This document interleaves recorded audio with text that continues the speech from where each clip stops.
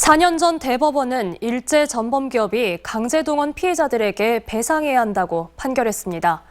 하지만 판결에 불복하는 미쓰비시 중공업, 합리성을 찾는 정부, 또 주심 퇴임 이후 소식 없는 사법부까지. 지난 2018년 김성주 할머니는 대한민국과 사법부 만세를 외쳤지만 그 사이 바뀌지 않은 현실에 거리로 나선 양금덕 할머니의 외침만이 바뀌었습니다. 우종은 기자의 보도입니다.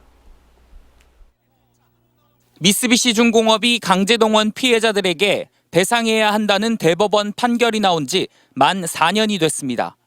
73년의 기다림 끝에 당시 김성주 할머니가 내뱉은 말은 대한민국 사법부 만세였습니다. 대한민국 사법부 만세! 의사의 만류로 병상에서 지켜봐야 해 함께 만세를 부르지 못했던 양금덕 할머니가 4년 만에 다시 대법원을 찾았습니다.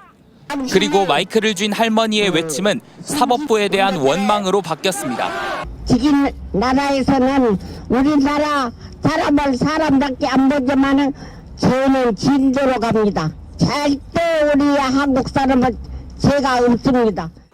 국내 자산을 팔아서라도 배상해야 한다는 결정에 미쓰비시 중공업이 재항고를 거듭한 가운데 이 사건 심리를 맡은 김재형 대법관 퇴임 이후 사법부가 3개월째 감감무소식이기 때문입니다.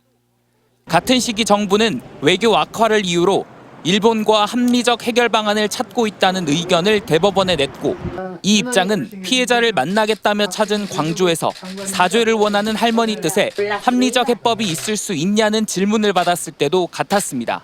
저희들이 그 피해자의 입장을 최대한 존중하면서 이 문제를 합리적으로 풀도록 노력하겠습니다. 일제 전범기업과 정부, 사법부 앞에서 목소리를 높인 할머니들도 시간 앞에선 속수무책이었고 원고 5명 중 생존자는 이제 김성주, 양금덕 할머니뿐입니다. 할머니의 권리는 할머니의 삶은 어떤 외교적 수사와 정치적인 언사로 양보될 수 있는 것이 아닙니다. 대법원 판결이 나온 지 4년, 이보다 앞서 강제동원 피해자들이 첫 소송을 낸 지는 10년이 됐습니다. 해마다 건강이 악화되는 할머니들이 다시 대법원에서 만세를 외칠 수 있을지는 기약 없는 상황입니다. MBC 뉴스 우종은입니다.